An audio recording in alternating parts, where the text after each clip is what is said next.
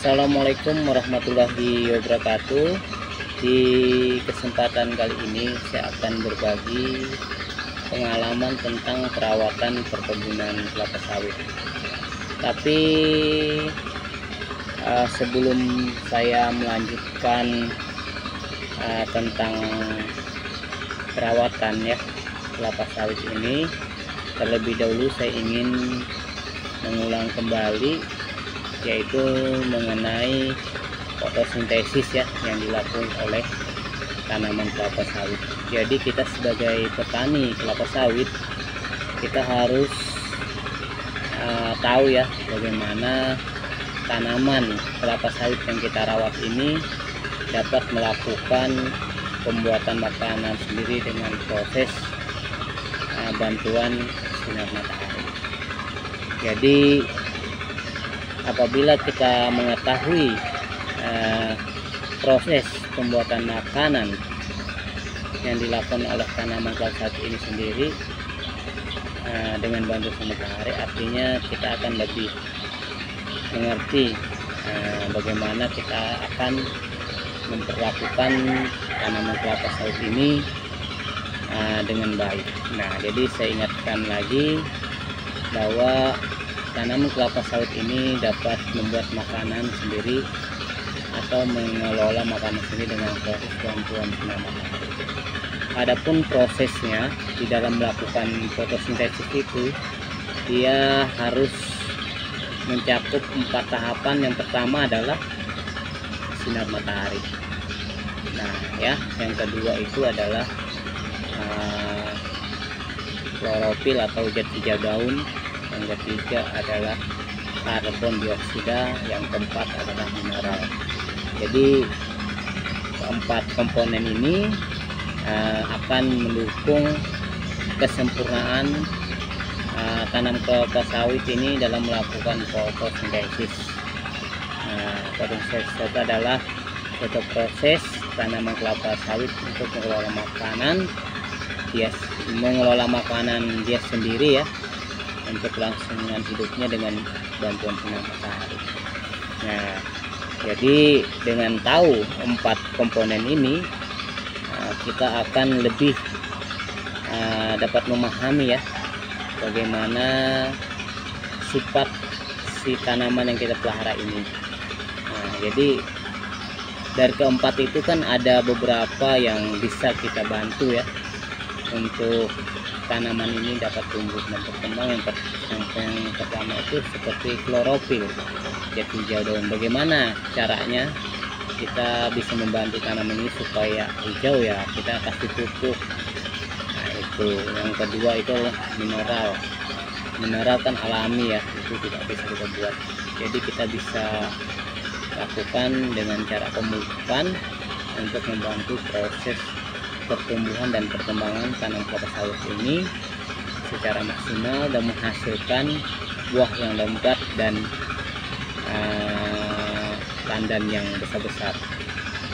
Baik, saya akan melanjutkan tentang perawatan perkebunan kelapa sawit. Nah, oke. Untuk tanam kelapa sawit ini kita tidak bedanya seperti kita merawat seorang anak ya, seorang bayi ya, seperti itulah kita memperlakukan mereka agar supaya mereka ini tumbuh dan berkembang sesuai dengan apa yang kita harapkan. Jadi kita harus merawatnya dia ini dengan penuh kasih, dengan penuh perasaan ya, maksudnya dengan merawat sesuai dengan apa yang dibutuhkan oleh tanaman kelapa sawit sendiri. Yang pertama, kita harus menjaga kebersihan gulma ya dari tanaman tersebut. Yang kedua, kita rutin melakukan pemupukan ya, baik pupuk secara tunggal maupun pupuk secara majemuk. Jadi kita sebagai petani kelapa sawit, kita jangan mengandalkan cuman unsur hara yang di dalam tanah saja, tetapi kita harus mengandalkan pupuk ya. Kita bantu dengan pupuk agar supaya tanaman kita ini dapat tumbuh dan berkembang sesuai yang kita harapkan dan menghasilkan buah yang banyak, yang berat, ya kan? Itu yang kita harapkan. Jadi hasil akhirnya yang kita harapkan dari tanaman kelapa sawit adalah buahnya. Jadi bagaimana kita meningkatkan buah TBS, tandan buah segar ini menjadi meningkat dari bulan ke bulan, ya kan? Nah, yaitu dengan cara ya kita menjaga kebersihan daripada tanaman kelapa sawit ini, baik dari gulma-gulma dan dari gangguan-gangguan hama lainnya.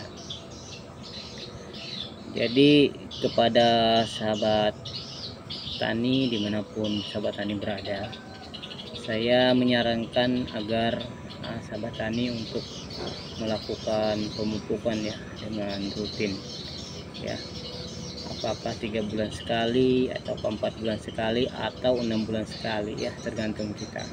Jadi kalau 3 bulan sekali berarti dalam 1 tahun berarti 4 kali pemupukan. Kalau misalnya 4 bulan sekali berarti 3 kali pemupukan dalam setahun. Kemudian kalau 6 bulan berarti kita dapat melakukan pemupukan itu dalam setahun 2 kali. Nah, jadi begitu. Jadi kunci utama kesuksesan kita sebagai petani kebun kelapa sawit adalah melakukan pemupukan secara rutin, kemudian melakukan perawatan dari gulma-gulma, maksudnya itu dari gulma jahat maupun gulma-gulma yang lembut itu kita harus bersihkan. Nah, mungkin itu saja yang dapat saya sampaikan. Nanti saya akan jelaskan secara rinci mengenai bagaimana perawatan-perawatan yang dapat dilakukan di perkebunan kelapa sawit agar supaya kebun kelapa sawit ini dapat menghasilkan, dapat menjadi penopang hidup kita ya, agar supaya kita ini ekonominya lebih baik, lebih enak ya di dalam kehidupan ini. Mungkin itu saja dari saya. Salam sukses petani dan tetap untuk bertani kelapa sawit dengan semangat. Kalau memang ada tanah, tanamlah kelapa sawit, karena kelapa sawit untuk saat ini sangat menjanjikan dan harganya pun sudah mulai meroket. Demikian dulu video dari saya ini, salah kurangnya mohon maaf. Akhir kata, assalamualaikum warahmatullahi wabarakatuh.